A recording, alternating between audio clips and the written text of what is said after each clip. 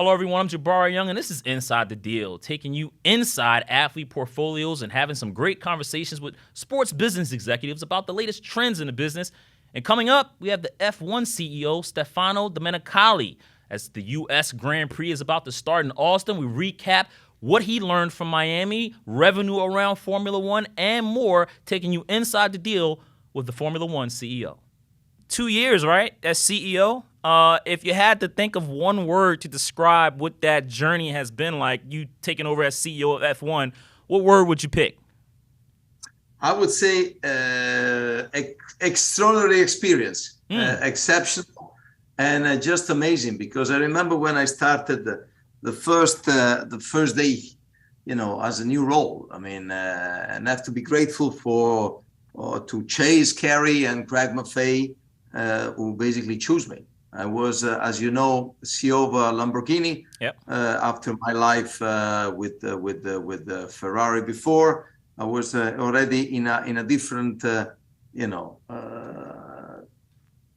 different zone. Yeah. And when I received that call, I was wow, that's amazing. There is a train that is passing by once, so I need to get it in and then try to give the maximum that I can do in order to show the respect and the trust that I've received by receiving this call. So thanks to Greg and Chase, I would say that the journey started, quite an interesting or challenging situation, COVID. Yeah. So I came in my office in London, and the only thing that I could do is to meet my people like we are doing now. Mm-hmm. I mean, just through the video, and meeting all the relevant partners, relevant promoters, just by sitting here all day long, having a lot of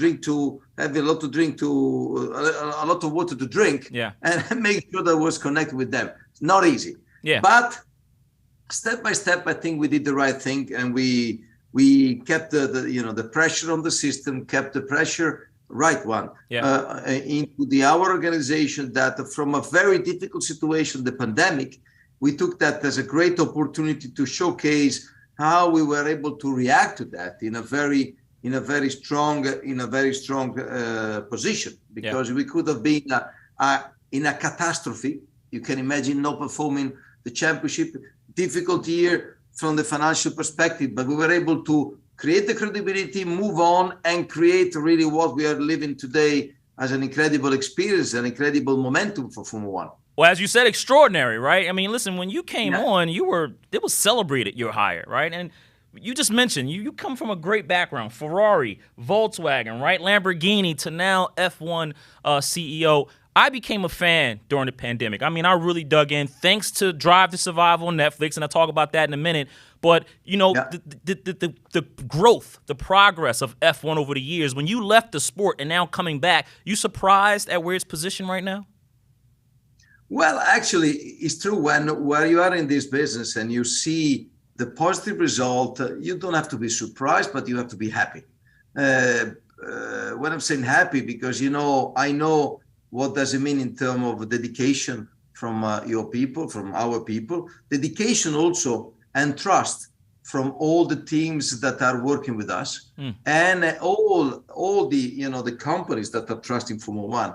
And when you embrace this journey versus the future with such a growth, you need to be really thankful for the ones who believe in your project, in our project. Yes. And therefore, it's just sensational to see how all the things we are doing all around the world, despite the difficult situation we are living, is giving us, incredible benefits, incredible results. 2022 season about to wrap up. You got Mexico left, Brazil, Abu Dhabi. But before that, it's Austin, U.S. Grand Prix coming back to the States. First time since Miami, right?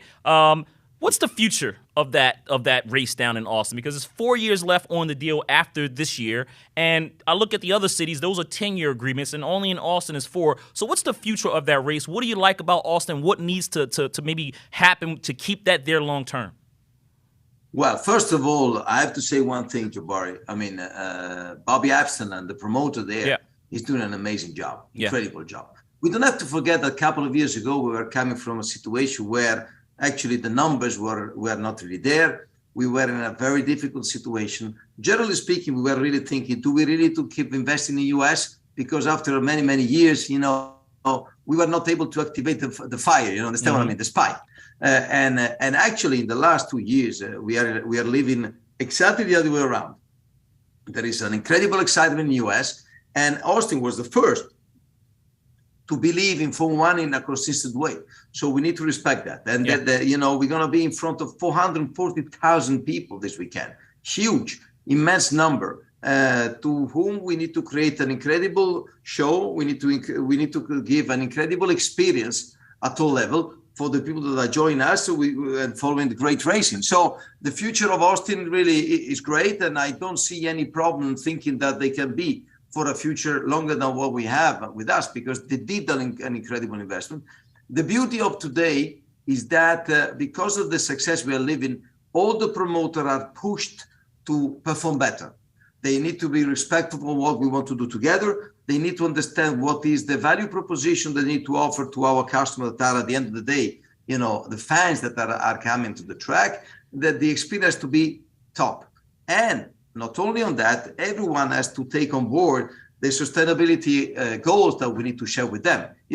When we are going to events that needs a lot of energy to perform, because we have so many people around, we took the carbon neutrality in 2030 very seriously with our partners, with our promoters, and everyone has to invest also in that respect. That's why we are pushing in a constructive way the boundaries to everyone to be respectful on this agenda.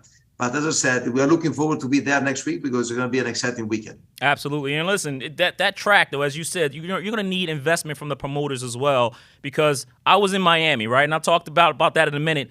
Great track. Vegas, I'm sure it's going to be phenomenal because that's going to be at nighttime on the Strip. I can only imagine what that's going to look like. And if I'm having a look at where each track stands, I would say, okay, Austin's third. Do they have to make an investment? Because the people I talk to down there says, hey, it's going to need at least $100 million investment to really improve and get up to standards. Is that accurate? Well, I think that is the accuracy of the numbers depends really what you have to do. Yeah. I mean, every single track has to do something different depending on what is the level of investment. For sure, investing in experience is what we want.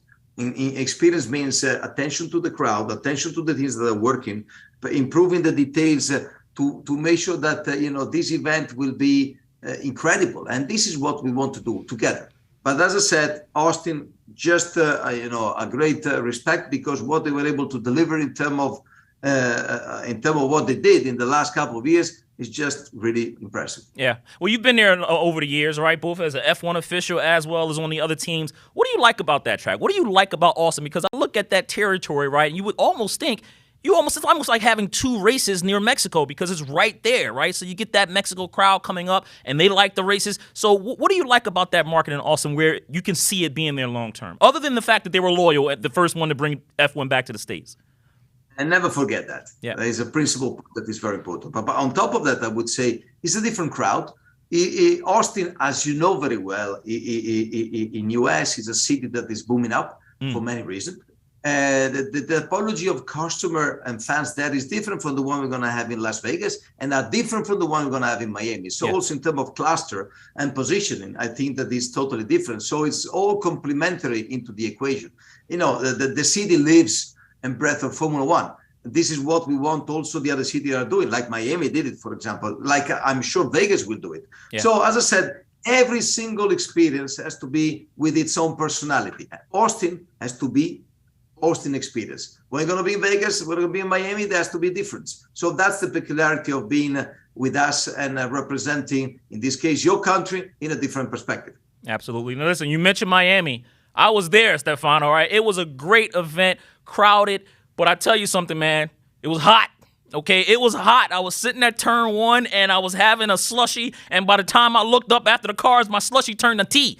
What did you learn down there that you're going to be that's going to be better next year in Miami? Because again, I love the experience, but I ended up watching the rest of the race inside of the stadium. It ruined my experience. Are we going to see better as far as control, heat? What do we expect in 2023 in Miami? First of all, as you said, Jabari, it has been an amazing experience. Yep. A lot of action. I mean, as you remember, we've seen so many VIP, from the world of music, the world of movie, the world of action. That we say that's the place to be. Yeah. So that will be our statement. Everywhere we go, that has to be the place to be. With regard to Miami, Tom Garfield and his people did an amazing job, huge job. Don't forget they were starting from zero. Yeah. And if you talk with all the runners community, what we brought to Miami was something more than what Super Bowl brought a couple of years before in terms of business around. This is magnificent, huge.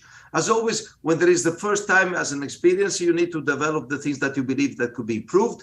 And we are working together to make sure that the people that will come and have seen something not really the way that they wanted will be delighted to see that we have done a step forward in the experience. So we are fully on track on what we want to do. I will be in Miami after Austin to have a meeting with Tom and see, the progress of the things. But be sure Miami next year, in terms of hot, that's maybe the beauty, to instead of having too cold, but for sure it will be a great experience. Just tell Tom to put a little bit more of shade where people are sitting at. Otherwise, I'm going to have to upgrade and sit up there where all the rich people are at. They sit up there with the nice tents and the air conditioning. I got to sit up there with them, but I wanted to sit with the fans, and it was hot, but still an amazing experience. I enjoyed myself, and as you said, it was great. The nationalities, seeing people coming from all over, that's one of the things I really enjoy about F1. So, again, wrapping up 2022 season coming on, I'm looking at revenue, right? 2021, you bounced back. It was about $2.1 billion. 2020, it was about 1.1.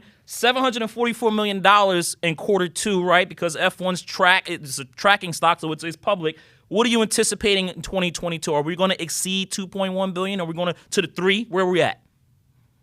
As you can imagine, Jabari, I cannot anticipate anything because we're a public company. Yep. I cannot disclose anything. But I think it's looking good. I mean, it's looking that we are back on track after 2 difficult years because of the pandemic. But, the projection of the total revenue for the future is really looking good. Yeah. We need to be prudent, as always in life, because, you see how many things are happening around the world. Just think, on the effect on us, it just, the prudency is the right way to tackle that. But for sure, the fact that we have a lot of interest from the commercial point of view, it's giving us a great signal for a bright future, also from that perspective. How are the rule changes? What's the feedback you've gotten from the teams? You have a cost cap in place now. You have, more technical rule changes. You said that it was going to improve the races, get, drivers to be close to each other, to improve the competitive field. What's the feedback you've gotten in your 2 years as CEO? We got positive feedback. If you see the way that the drivers can stay close to each other, fighting one against the other with this new regulation, I think that the job is done. I think that with regard to the cost cap, we have a lot of interest related to the fact there's a new way of tackling the future on that. It's the first year of application, so as expected, there will be a lot of discussion, but that's part of the game. It's something that is crucial for the credibility of our sport, and I'm sure that the FIA will have to enforce in the right way that they have. So I would say the job that was done by the new regulation is done. Yeah.